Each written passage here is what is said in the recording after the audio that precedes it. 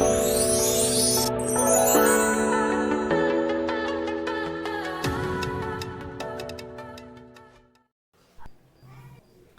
Everyone.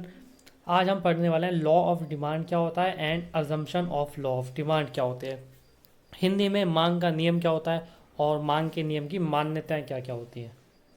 इस video को and तक देखते रहना, आपका मांग के नियम का कॉन्सेप्ट क्लियर हो जाएगा और assumption of law of demand का कॉन्सेप्ट भी क्लियर हो जाएगा। So let's start today's video.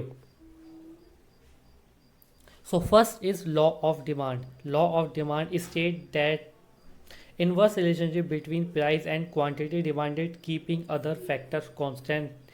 This law also known as the first law of purchase.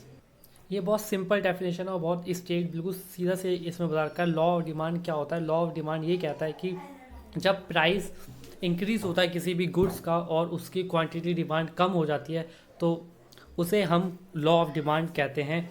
जब जब गुड्स के प्राइस में और गुड्स के क्वांटिटी डिमांड में इन्वर्स रिलेशनशिप होता है और with keeping other factors constant, जब अन्य बातें समान रहने पर ये होता है inverse relationship between price and quantity demand, तो हम उसे लॉ ऑफ डिमांड कहते हैं।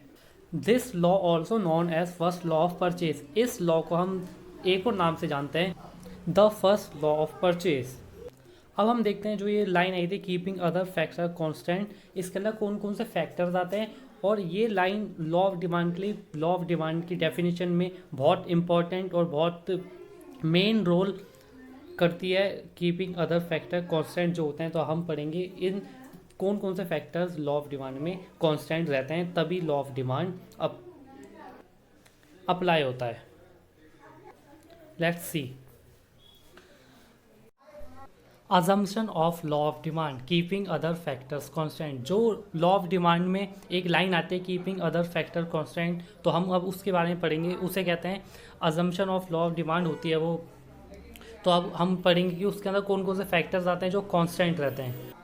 जो ये लाइन है कीपिंग अदर फैक्टर कांस्टेंट और हिंदी में अन्य बातें समान रहने पर, ये लॉ ऑफ डिमांड में एक इम्पॉर्टेंट रोल होता है इस लाइन का, कीपिंग अदर फैक्टर कांस्टेंट। अगर आप ये लाइन यूज़ नहीं करोगे डेफिनेशन में तो वो लॉ ऑफ डिमांड नहीं कहलाएगा।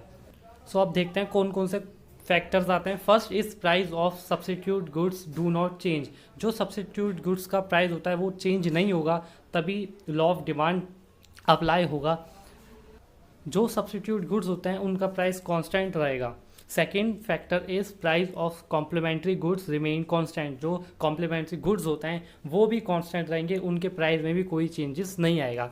अब आपको अगर सब्सटीट्यूट गुड्स और कॉम्प्लीमेंट्री गुड्स का मतलब पढ़ना है तो इसकी वीडियो भी मैंने बनाई हुई है, तो मैं लिंक डिस्क्रिप्शन में दे दूंगा, आप वहाँ जाके सब्सटीट्यूट गुड्स और कॉम्प्लीमेंट्री गुड्स का डिफरेंस और वो क्या होता है उसके बारे में पढ़ सकते हैं। अब हम third factor is income of the consumer remain the same. जो इनकम होती है कंज्यूमर की वो भी सेम रहेगी, उसमें भी कोई चेंजेस नहीं आएगा और वो इनकम भी कांस्टेंट रहेगी। Fourth factor is taste and preference of the consumer remain the same. जो कंज्यूमर का टेस्ट एंड प्रेफरेंस है वो भी सेम रहेगी, वो भी कांस्टेंट रहेगी, उनमें भी कोई चेंजेस नहीं आएगा, तभी लॉ ऑफ डिमांड अप्लाई होगा। और ये चारों factors assumption of law of demand कहलाते हैं। ये वो सारे फैक्टर्स हैं जो उस लॉ ऑफ डिमांड में कांस्टेंट रहेंगे और लॉ ऑफ डिमांड वहाँ पर अप्लाई होगा। अब एक क्विक रिव्यू ले लेते हैं।